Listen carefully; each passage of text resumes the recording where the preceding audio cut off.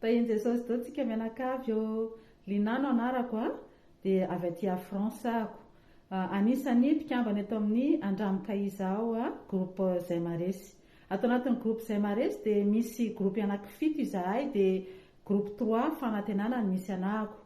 Ary ny anjara andraikitra raisiko ato amin'ny groupe izay maresy a, dia misy ny zanam-pandarana ankiavitra.